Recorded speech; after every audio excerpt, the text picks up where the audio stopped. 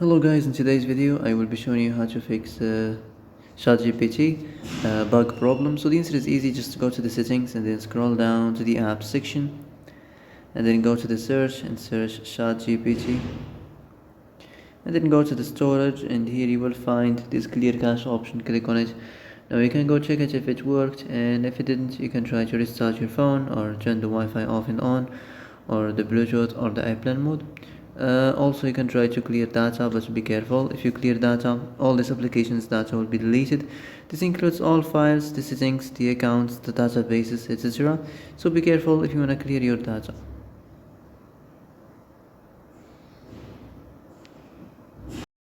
And that's it for today's video. I hope this is the answer you've been looking for.